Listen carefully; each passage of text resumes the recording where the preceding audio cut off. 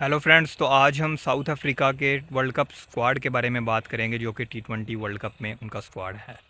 तो अगर हम बात करते हैं टी20 वर्ल्ड कप या किसी भी आईसीसी टूर्नामेंट के की, तो हमारे जहन में एक चीज़ ज़रूर आती है और वो है साउथ अफ्रीका, क्योंकि वो ऑलमोस्ट हर टूर्नामेंट में चोकर्स के तौर पर सामने आते हैं। लेकिन अगर हम पिछले 3 टी20 वर्ल्ड कप्स की बात करें, जो 2022 का वर्ल्ड कप था उसमें नीदरलैंड से हार कर नॉकआउट हुए वो। देन उससे पहला जो 2021 का टी20 वर्ल्ड कप था, उसमें 5 में से 4 मैचेस जीतने के बावजूद क्वालिफाई नहीं कर पाए और नेट रन रेट की बेस पर देवर आउट फ्रॉम टी20 वर्ल्ड कप।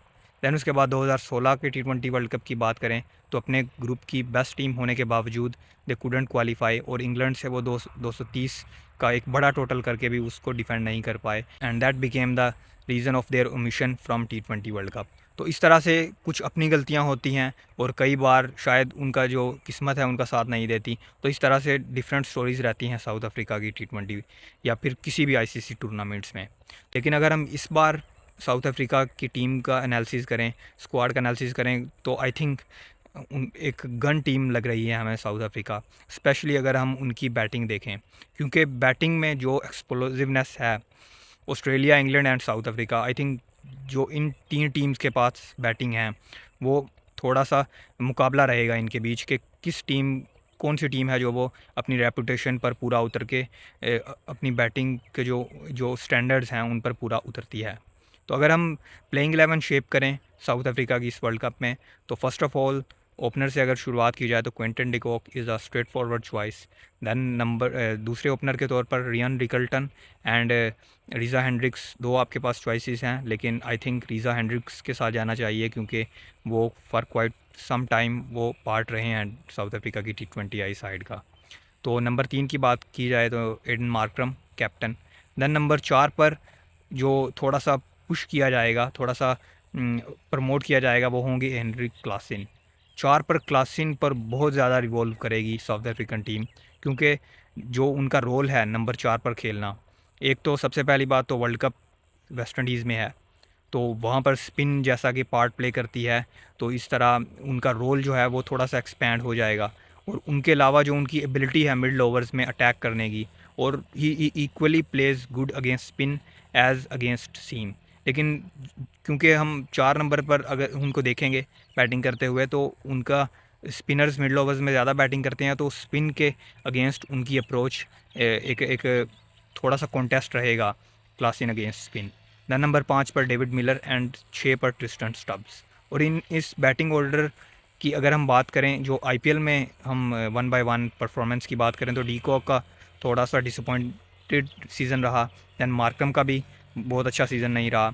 उसके बाद क्लासिन का और ट्रिस्टन स्टब्स, इन दोनों का बहुत बढ़िया सीज़न रहा, और उस चीज़ को रेप्लिकेट करता हुआ हम देखेंगे शायद इस वर्ल्ड कप में भी, और इसकी हम उम्मीद भी करेंगे।